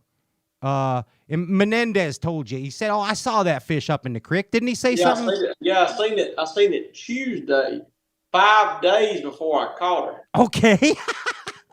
But he told me when he went in there to actually try to find her, she was gone. But when he went back to look, the same day, after he gets the hook cut out of his hand, he goes back in there. He's got like 10 minutes left, and she just shows up. And sets up perfect. Did you take one cast? No, about 5 casts. 5 casts, and the fish hit it and in the boat. Everything happens for a reason. For a reason. Yeah, Mm-hmm. ain't no doubt. We thank him every day for it. Yeah, absolutely. And I mean, you go from getting a hook impaled in your hand, and it's happened to a lot of us out there, and it can ruin your day. I mean, first off, you're hurting, and second off, you're competing in what has become a milestone event in your life. this tournament, this win, this victory. And it happens that you're able to compete. You get a hook out of your hand and you catch another fish and it ends up being the winning fish. That's wild, bud. That is wild. It is wild. Yep. It's, yeah. I don't know what to say about him. Very special. Yeah. I mean, yeah, you don't know when it's going to happen again. It could be the next tournament. It could be 8 years from now. It could be next season. You don't know. Better not take it for granted. But here's what I do know. Get this, Senior. Junior is in the history books of Bassmaster. Absolutely. Amazing. Amazing, bud. And even what makes it that much more special is he caught the majority of the fish on baits that he and I make. Yeah. I mean, much more special. For real. So there was the swim jig. You had the shaky head. You had the scrounger head type deal. Yeah, shaky fish. The shaky fish. And then you had that vintage that Model A, the long A. Old school, baby. The Old school. Sneaky chartreuse foil. That was a sneaky deal, wasn't it? I saw that. I'm just glad he remembered it because we hadn't used that in years. Glad he remembered. I always keep them in my boat now. What's the deal with that bait? Let's start there. What's the, what are you doing with that thing? It's a floating vintage Model A bomber. So the deal is with that, when fish just pull up on the bed, they pull up on their deal. Well, they're not going to just set up perfect like they are spawning or when they're doing another deal, whatever. When they first pull up, they're checking their surroundings. They're going over here, going over there. They want a bed right there, but they're kind of filling it out. You can take that jerk bait and throw it up there and let it sit there till they get right there up there to that bed and you jerk it down. It's surprised them they don't know it's there because you didn't splash, hit the water, or nothing. It's not, they can't see it. I'm sure they could, but there's a lot of leaves and stuff or whatever on the water that was floating, bottom turned over in there. So there's no way that fish knew that bait was there. So when I popped it, he just come behind that stick and T-boned it. Yeah, it's a bad dude, buddy. Woo. Did you learn that from your dad or something? I did. Yeah, we was fishing a big Marks Outdoors tournament down here.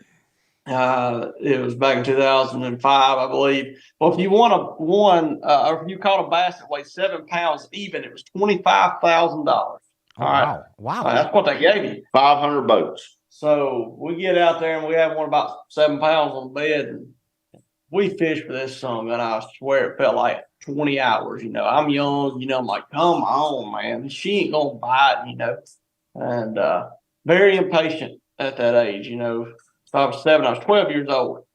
So he pulls out this jerk bait. I said, you ain't catch nothing on that, me just talking. I knew everything, 12 years old. Still does, 30 years old. So he throws that bait up there first cast, she T-bones it like that, and we get her in, she weighs 698. Oh. Now, very close. Holy They cow. weighed her quite a few times. Yep, 698. Gosh, dang, you needed a few more water droplets. Just a couple of drops. Oh, unreal. Yes, sir. Hey, everything happens for a reason. You weren't supposed to win, I guess. So since that day, it's been in my tackle box. In your arsenal. Ain't no doubt. Do you modify it, or is it? I know you're putting different hooks on it, obviously. I make the hooks. Yeah, that's the only modification I do. I don't get the old grinder out and grind half of it down or nothing like that, like some guys do stuff. Does Jake have any special techniques that he's learned since from YouTube videos for hook removal on these bombers that he's? Man, when he turned to me and I looked at him dead serious, I said, man, you know how to get this out? And he said, yeah, I do. Dude. Well, and then I'm sitting there. I get the fish, put him in the live well. That's number 5. I'm trying to take the split ring off, and my gosh, that's when it hurts the most. Yeah. Just happens. Ooh. And I'm like, so you really know how to get these out? And he says, I'm gonna watch YouTube. I'll get it figured out. I said, oh no, you're not. I said, no, we ain't going that route. You know what I mean? I was like, no, sir.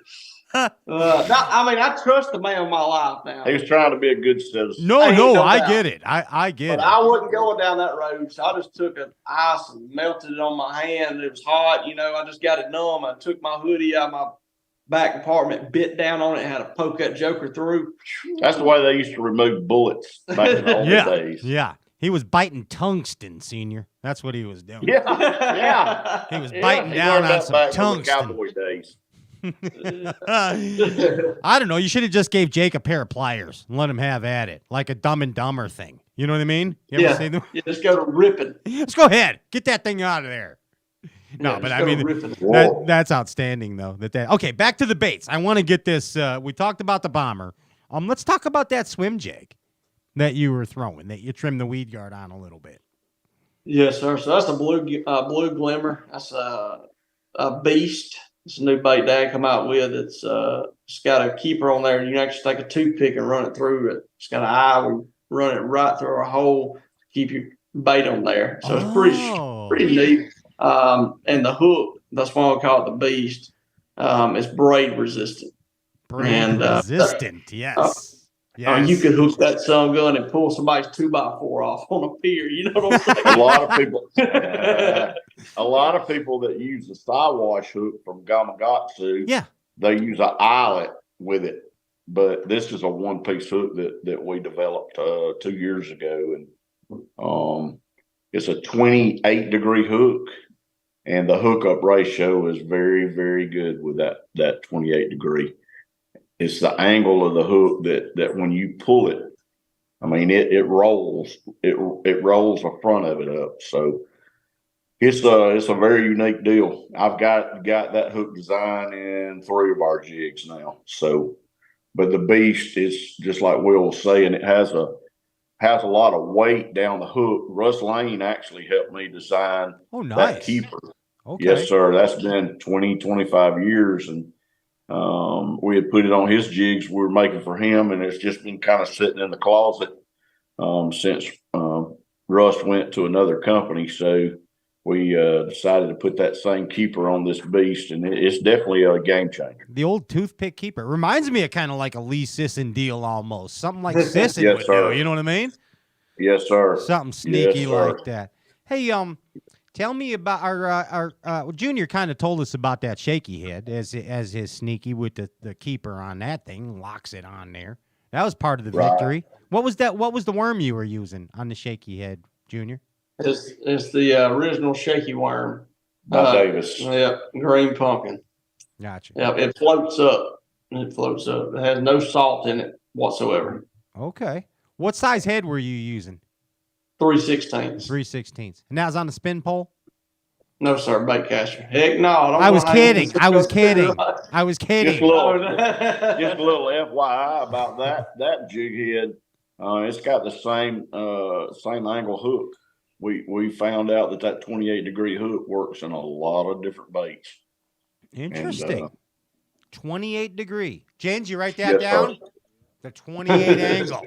That we make all, we've been making the shaky heads for 46 years, and I've got like 8 or 9 or 10 shaky heads, and we were the ones that brought that to the dance. That's actually our trademark name, shaky head.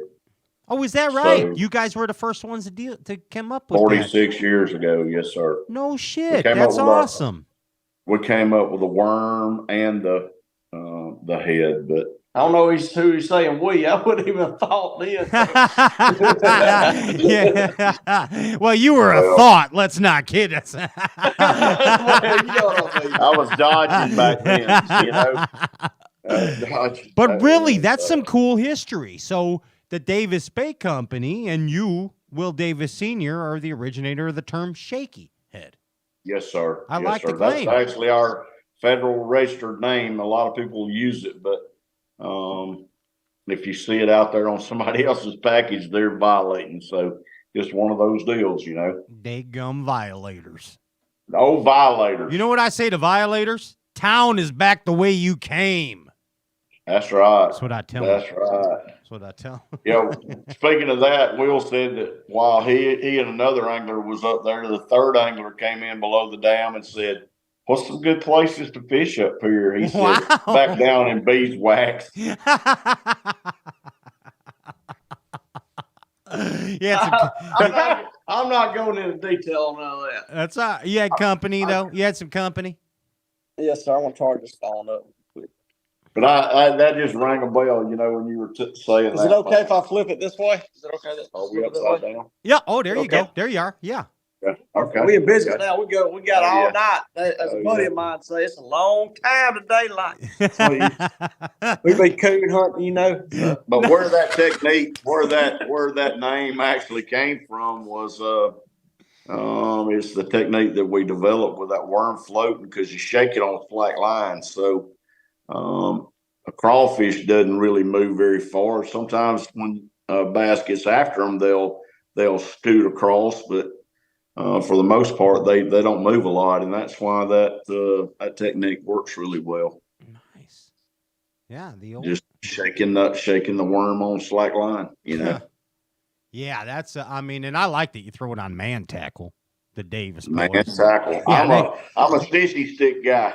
Hey, let me tell y'all, this is how it works for William. Well, I'm up there running the boat, and he's got his retired seat back there, as I call it. Okay. The old pop-off seat. Yeah, I got a buddy named Bait Shop Randy. He sits in the Bill Dance seat too. That's Old right. Bait Shop Randy sounds like my kind of guy. This is when you know he's got one. Yeah. You hear that thing go.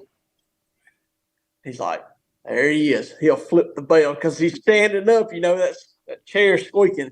He stands up. You know, he's feeding it line. I'm like, dang, you gonna set the hook? He does swam. He'll reel it down.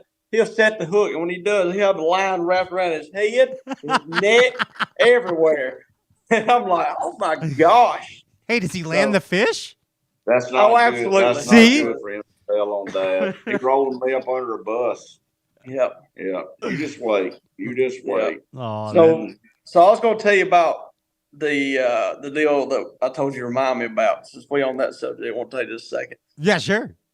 I was 10 years old, and I remember this very, very good. I was fishing with Dad and one of our buddies, and he passed away 3 years later than that. God rest his soul. But that's why I know I was 10 years old. This is the mouth of Clear Creek Harbor on Logan Martin. It was in January. Stripers were out there by the acres, Okay. schooling, doing all kinds of stuff. Wow. We just catch them on a 1 ounce spoon. All right.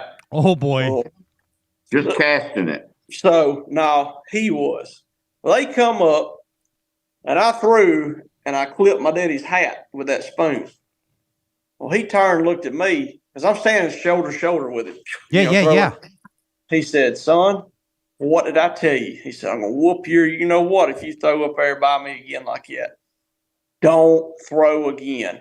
Well, I'm like, all right, I'm pouting, dropping the spoon, like, come on by, well, they come up,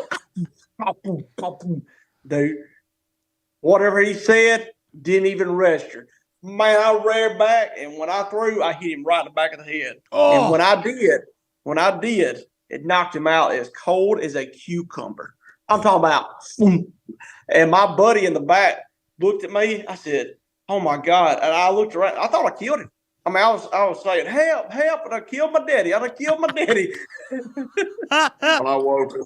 When I woke up, he was screaming, "Oh, somebody help me! I killed my daddy!" You should have seen the backlash I had on that reel, man. You should have seen that knot I had on the back of my head too. He's worried about the backlash, and your dad's bleeding to death. Yeah, knocked him out, man. This man was 30 years old at this time, all right? And we're talking about, they called him Bull around here. So my dad is much of a man. He's a man's man at 30 years old. The Bull. And I just knocked him out like Mike Tyson right hook. I'm talking about just Freaking like you floored shot the a deer. bull, man. You KO'd Yes. the bull. KO'd the bull right on the gunnel. I'm talking about boom. I got your bones. Hey, paybacks are a bitch. You know that, right? Ain't no doubt. Yeah. He run a spinnerbait up my ribs next October. Sounds like a Jackass episode now. Did you ever see that show on MTV where they just do ridiculous things? Oh yeah, we'll learn from them. Yeah, Oh my gosh! no He doubt. smashed him with a 1-ouncer. Oh yes, sir. I'm talking about The hooks didn't stick. I sure was glad. Thank God, yeah, on a striper frenzy. Well, speaking of Matt Robertson, I knocked him out once with one of those 1-ounce chicken jigs. You know those offshore chicken hair jigs. Yes, Man, sir. them 1-ouncers, I smashed him. He was bleeding everywhere. I remember he had a Mercury shirt on. It was white when it started, and it was just crimson red when it was done. Hey, roll tide's all I can say. Of course you'd turn it there. Of course you'd turn it there. Hey, while we're talking about the baits, we have to mention the last bait of the equation, which is a very special bait and a very important part of your victory. And may I preface by saying I have a dear friend of mine. His name is Aaron Martins, and Aaron may be gone, but I still talk to Aaron every day. We all do. Yeah, as crazy as that sounds, he's very important in my bass fishing life as well as a regular life. And his he helped you guys a lot. You guys would consult with Aaron, and Aaron would help you with. He'd say, no, that's not how you do it. Every time he would tell you that, even if it was good, Aaron always knew a better way. Do you know what I mean? No doubt. No doubt. Do you know what I mean? Tell me an Aaron Martin story, okay? Aaron came to me one day and said, I get pretty emotional, Pat, so you just have to bear with me a little No, bit. please do. I hold it back, bud. Maybe you shouldn't. But he brought this bait to me that was called a scrounger back then. And another bait company had basically stole the deal from Aaron Martin's Lures. Mm-hmm. That's the company name that Aaron had, yep, along with two partners. He told me, this is a great bait, but it's not right. He said, I want you to show me how to make it better. And I worked countless hours on that bait. And I had it to where it looked like a minnow in the water. When we got it, it had a real wide wobble to it. And it also would go round and round and round. And it just wasn't, just like he said, it just wasn't right. So I worked on it, I don't know, countless hours, and I took him out. And it was on Lay Lake. And we put a piece of plastic on there, which I was working with him on that too. And I caught like 40 fish in a row. He told me, he said, man, that bait's not right. And I said, dude, I just caught like 40 fish in a row. He said, yeah, but it's not right. But Leslie made me the best pecan pie I've ever eaten in my life. Okay. He was worried about the pie. You just smashed 40 spots. Oh yeah. I was killing him. Yeah, and the bait wasn't good enough for him. Bait was not good enough. And then we finally got the bait right, and I made a piece of plastic, and I had a pretty good bit of money tied up in it just in time, and I made a piece of plastic for the trailer. And when I got it right, he said, "Oh, we can't sell that." I said, "What do you mean we can't sell that?" He said, "Because this buddy at Robo, he had a contract with the guys at Robo Worm." So I just basically wasted all that time. Of course, now all that's over with. So we're bringing the baits out. It's going to be under X Swim minnow. I have a fat minnow and a slim minnow, but Aaron, it didn't matter how good it was. He just wasn't satisfied with it. He was the smartest fisherman and the nicest man that I've ever been around. He was too smart. Actually, he's too smart for his own good sometimes. I've heard that. I've heard that statement before. What he'd say to me too, like I'd be talking to him about different situations. And now this is blasphemy, and I know, but I've never caught a fish on a scrounger head type bait. I haven't. I just don't throw it. I don't. And so often, more than not, Aaron would say to me, "Oh, you could catch that." Well, there was the period of his transition. He used to call it scrounger, and then that was a bad word. And then That's right. Yeah, and then it became Sujin. Well, you catch that on the Sujin. You know what I mean? That's right. That's how he'd do it. But he would always bring that type of lure up. And I think a lot of people may overlook the effectiveness and the efficiency and the fact of what an amazing or what of a specific appropriate tool that type of lure can be in your arsenal. Do you agree or disagree? Am I one of the, I agree 100% because even though I worked on it, we never really, and we caught a lot of fish on it, but it was another year or so before we put it in our arsenal. But we got it right because of Aaron. Yeah. It's all him, you know, and I need to throw one of those. I'm missing out. It's I mean, you just want a derb for crying out loud. That's our number one year-round bait is the shaky fish. That's our go-to. That and the shaky worm. But if it's current, it is. If it's current, it's definitely. I mean, that's schooling fish. That's what Will Jr. has won probably 90% of his money on. Not the last few years. Oh yeah, if it's current, it's gonna be thrown. Okay, give me the shaky fish setup. Like give a beginner shaky fish guy like me a little breakdown. Walk me through it, Junior and Senior. You pop in there too. I want the tackle. I want everything. I want the size head. I want the trailer. Everything. Retrieve. Give it to me. All right. So we're gonna start off with the two most important deals or the three most important deal. One is the rod.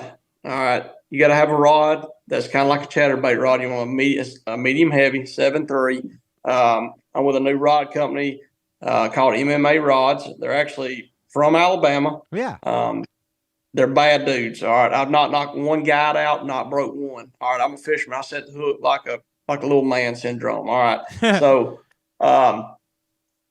that's an excellent rod to put it on. And I throw it on a 7-1 Daiwa or 7.3 Daiwa Tatula SV series. Then 15-pound test Seaguar Red Label. It's a great line for that. It has to be fluorocarbon. Why you like that Red Label? What are you using that for? Over the yellow Seaguar or the Because I ain't up there yet. You know, them rookies get the bottom of the shelf. You know? Oh, you're at the Red Label's on your budget is on the rookie. I'm aggravated. Hey, you just won $100K, son. Well, the deal on that is that's what we've always fished. So okay. It's kind of hard to fix something that's not broke. I get it. I just don't break fish off with it. So No, I'm with you. I'm just curious why you picked the Red Label. It's Walmart, man. You can go Walmart buy it. They're used to.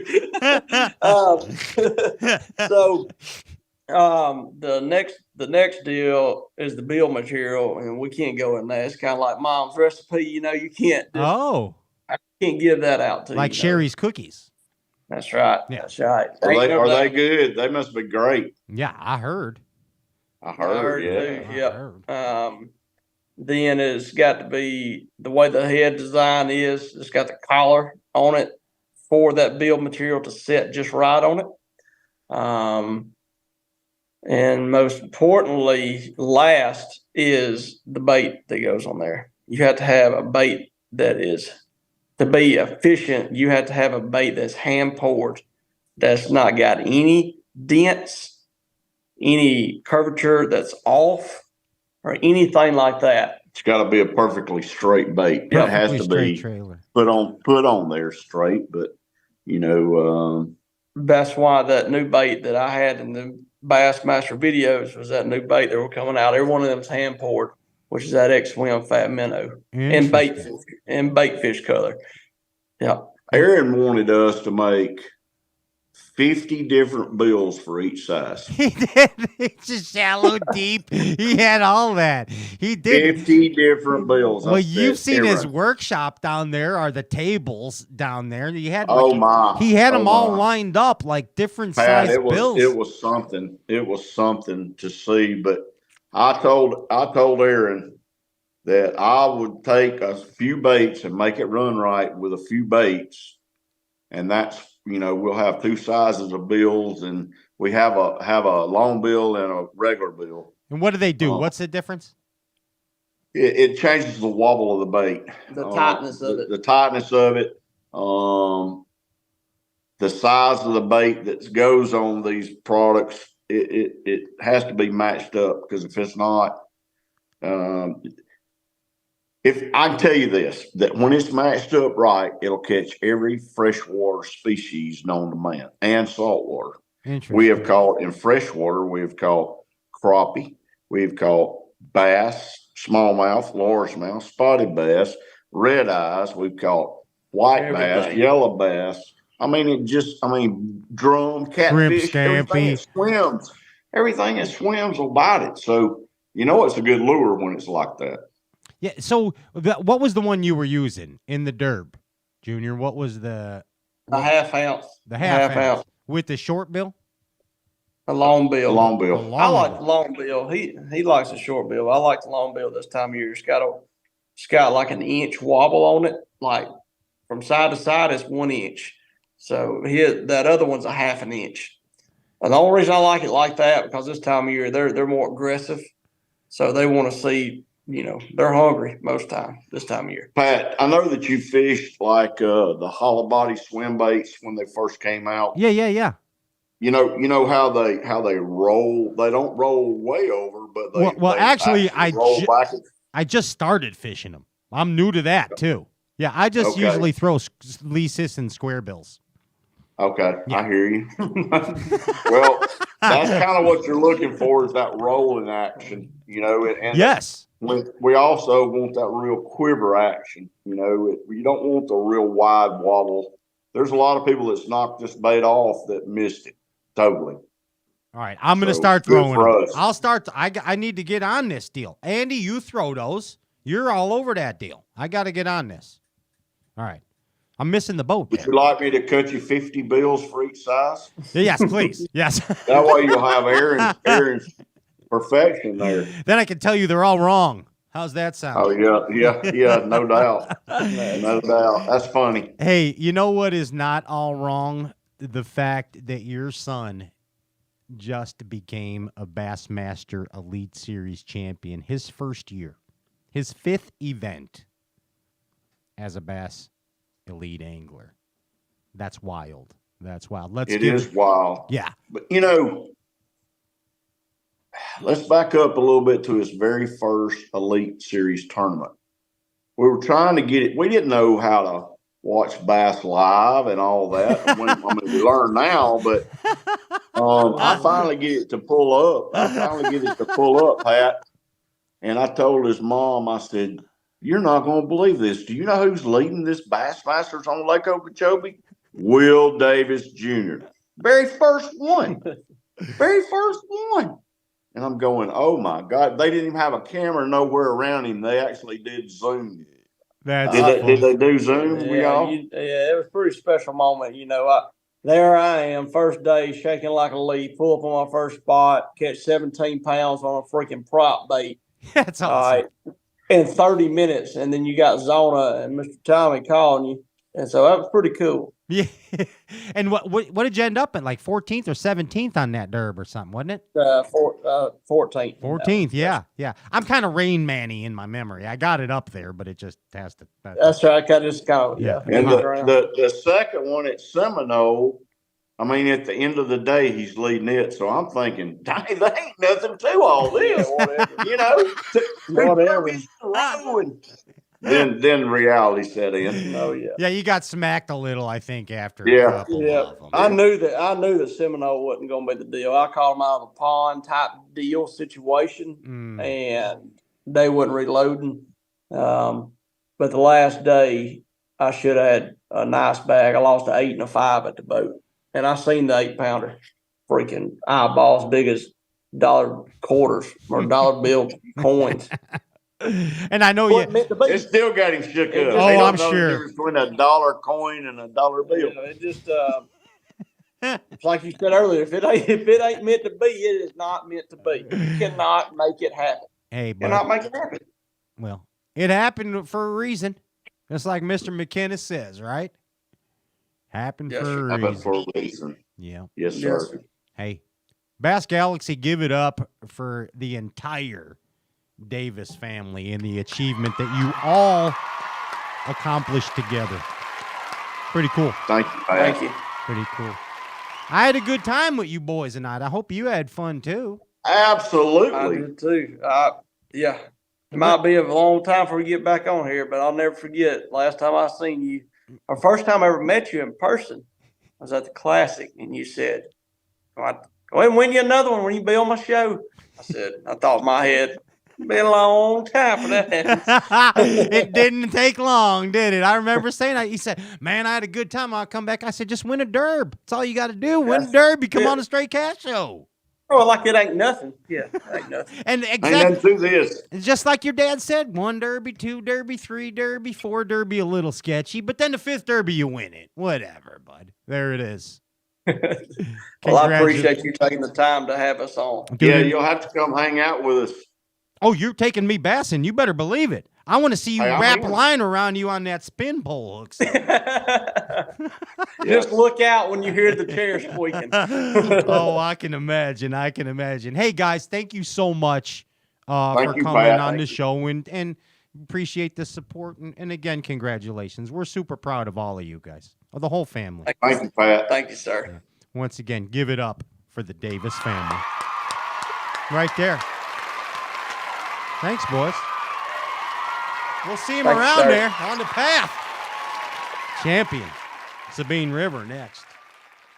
Hey, Ginge, we got some prizes to give away. That was fun. I like those Davis boys. You're texting me prizes. Where's my phone? It's okay. All right, so we have the line and lure prize. Okay. I got 2 prizes. I have a line and lure prize, and I have a Waterland sun. What should I do first, Ginge? Let's do line and lure. Okay. So the line and lure prize, which consists of KVD line and lure spray, BTS boat cleaning product, and Armor Shield for your car or truck. And the winner of that, what are you giving me?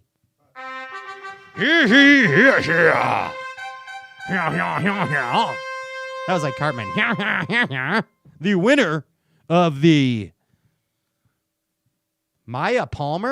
Mia and Maya Palmer, those are my Swedish supermodel twins. Oh, Matthew Palmer, you won. You won. Matthew Palmer. You won the line and lure combo. All right, now here's the prize that everybody was wanting. These are the, they're white. Did you know that? They're white Matt Robertson shades. And they look like Sammy Hagar shades.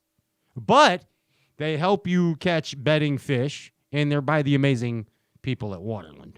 Compliments of the people at Waterland Sunglasses. And the winner of the Matthew Robertson Onum Waterland Signature Series sunglasses is, gosh dang it went away, Brad Miller.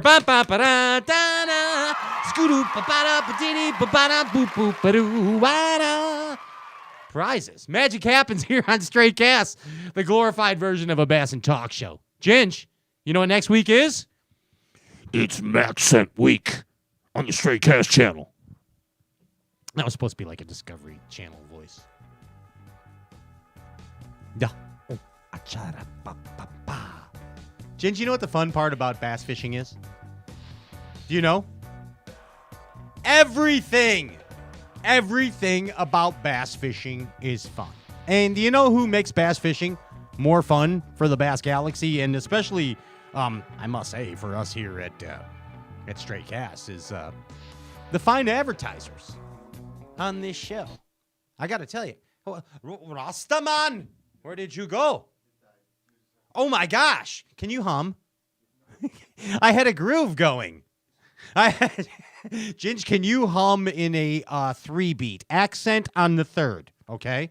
Accent on the third.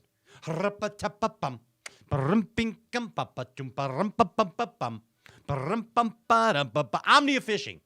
Thank you, Omnia. Power Pole. Crestliner. Abu Garcia. Berkeley Fishing. Next week is Maxent Week with John Cox, Keith Carson, and special guests right here on Straight Cast. Waterland Sunglasses, thanks for the giveaway today.